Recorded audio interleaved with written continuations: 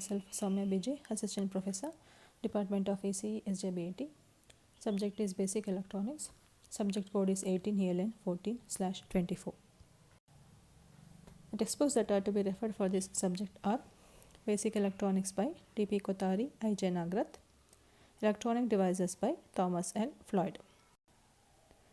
These are the contents of the Module 5. In this session, I will be discussing about two more applications of the combinational circuit, the multiplexer and decoder. The multiplexer, in short form, we call it as MUX. The MUX is a combinational circuit that accepts several inputs and allows only one of them to get through the output at a time. So we tell that it has multiple inputs and a single line output. It accepts several inputs and allows only one of them to get through the output at a time. It is also called as data selector. The multiplexer is also called as data selector. The routing of the desired data input to the output will be controlled by the select input. Which input has to be selected as the output? It means the routing of the desired data input to the output will be controlled by the select input. In general, a multiplexer has 2 power n inputs. 2 power n inputs, and it has got one output. Out of those 2 power inputs, one output has to be selected, one input has to be selected as output, and that will be done by the select inputs. And how many select inputs will be there? N number of select inputs will be there. So in general, a multiplexer has 2 power n inputs, one output and n select input. In general, a multiplexer has 2 power n inputs, one output and n select inputs. Such multiplexer, we call it as 2 power n to 1 multiplexer or 2 power n is to 1 multiplexer. 2 power n into 1 mux, 2 power n into 1 mux, or 2 power n is to 1 multiplexer. We can design a multiplexer which can select one input out of many inputs as output. For example, let us start with a simple multiplexer now. If I want to show you a single multiplexer, okay, this single multiplexer, simple multiplexer means I can tell that this is a block of my mux. Here I will take 2 inputs. Okay, let us take those 2 inputs as AB. Out of those 2 inputs, one output, the output has to be selected. Either A should be the output or B should be the output. Here I should select either A as output or I should select either B as output here. And as we know, that will be done by the help of the select input. Let us take that select input as S. As I told, 2 power n is into 1 or 2 power n is to 1 multiplexer has got 2 power n inputs, okay, 1 output and n select inputs. So here in this example, 2 power n inputs means how much input here? 2 inputs, 1 output, and how many select inputs here? How many select inputs? 2 power n is equal to 2. It is nothing but 2 power n is equal to 2 means it is nothing but 2 power 1. So how much n is equal to 1? So 1 select input. That is why we have selected only one select input here, S. S will be selecting either A as output or it will be selecting either B as output. Now if I want to write the truth table of this, how will I write the truth table now? How will I write the truth table? Here in the truth table, I need to consider only the select input and the output here. Only one select input, so 0 and 1 are the two combinations of the select input. When S is equal to 0, it will select A as the output. When S is equal to 1, it will select B as the output. This is how I write the functional table for my multiplexer. So, if I want to do the implementation, how will I do the implementation now? Okay, for that what we do is we take two AND gates. This is my first AND gate, this is my second AND gate. To the first AND gate, I will give one of the input as A. To the second AND gate, I will give one of the inputs as B. Now to these two AND gates, I will give the select input now. I will give the select input. Okay, A is selected when S is 0. B is selected when S is 1. So, if this is my select input, okay, S is equal to 1 input will be given to AND 2 and S is equal to 0 input will be given to AND 1. For AND 2, S is equal to 1. For AND 1, S is equal to 0. And these two will be ORed together. To get the final output. Okay, it means what is the expression here? The expression is A S bar plus B S results in my output. A into S bar plus B into S results in my final output expression. So, in order to do this implementation, okay, we require two AND gates and one OR gate in order to satisfy this two input multiplexer. This two input multiplexer, we represent it as 2:1 mux. In the same way, I can do the implementation for 4:1 mux also and 8:1 mux also. According to the syllabus, you need to study about 8:1 multiplexer. So, let us start with that 8:1 multiplexer now. Okay, this left hand side you can see the block diagram of this 8:1 multiplexer. For the 8:1 multiplexer, 8:1 means what? 2 power n is to 1. 2 power n is how much here?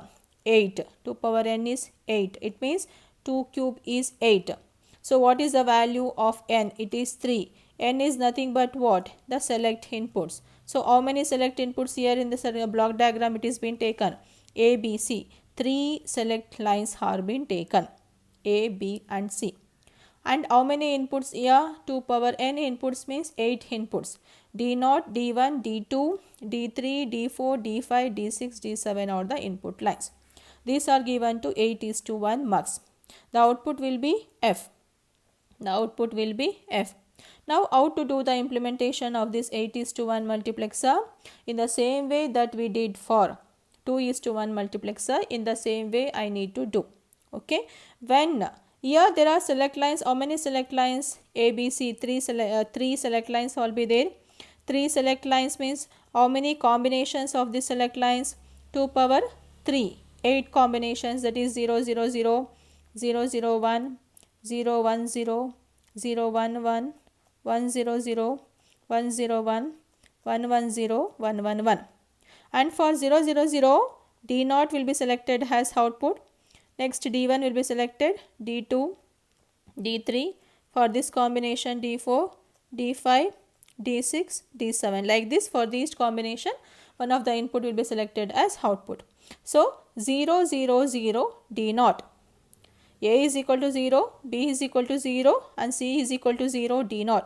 This represents my first combination. The first combination is represented by means of a 4 input AND gate in our circuit diagram. Similarly the second is 0, 0, 0, 1 D0. This will be represented by means of the second AND gate. Next D2, third AND gate.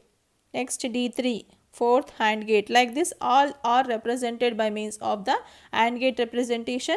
For the corresponding ABC value, in order to get A, B, C and their complements, we need to use a NOT gate in order to take those particular inputs, and those inputs will be given to these 8 AND gates, and finally all the outputs will be added together by means of this OR gate, and you get the final output line, that is F, which represents the output of the 8:1 multiplexer.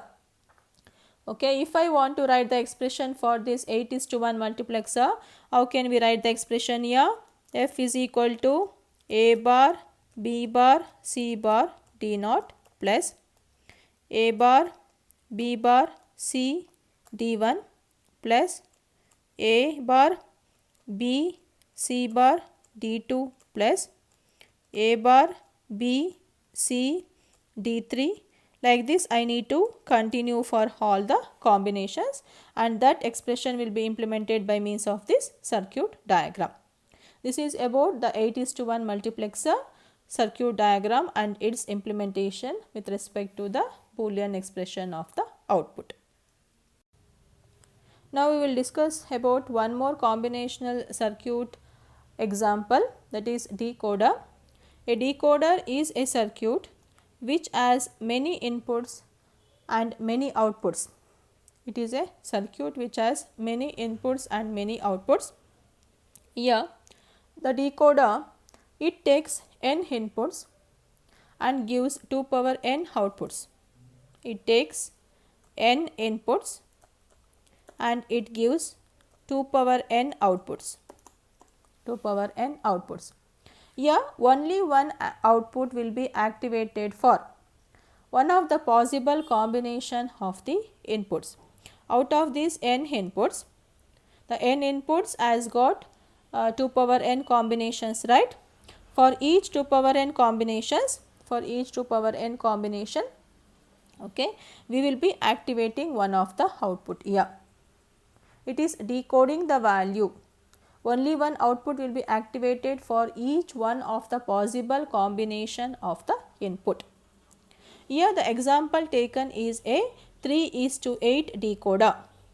The 3:8 decoder, as the name tells, 3 represents the number of inputs and 8 represents the number of outputs. The number of outputs is how much? 2 power of n. This is n. 2 power of n is nothing but what? It is 8. So 3:8 decoder which has got 3 inputs and which has got 8 outputs. The 3 inputs are represented as A, B, C. The 8 outputs are represented as D0, D1, D2, D3, D4, D5, D6 and D7. Here only one of the output, out of D0 to D7, only one of the output will be activated for each one of the possible combination of these inputs A, B and C.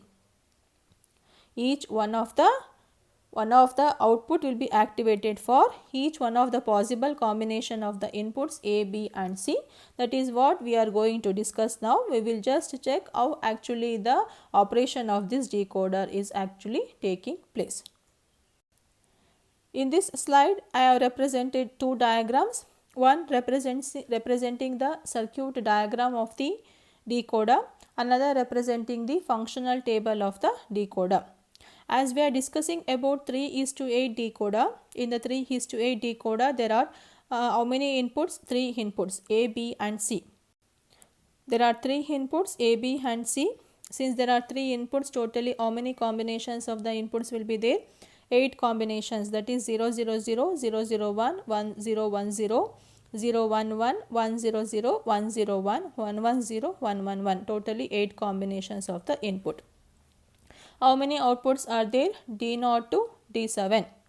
D0 to D7. So each output has to be represented in terms of a single column here. For the input combination 0, 0, 0, only D0 will be activated. Remaining outputs D1 to D0 will be deactivated. It means they are represented by logic 0. For 0, 0, 0, 1, only D1 will be activated remaining D0, D2, D3, D4, D5, D6, D7 will be deactivated. It means their value will be logic 0.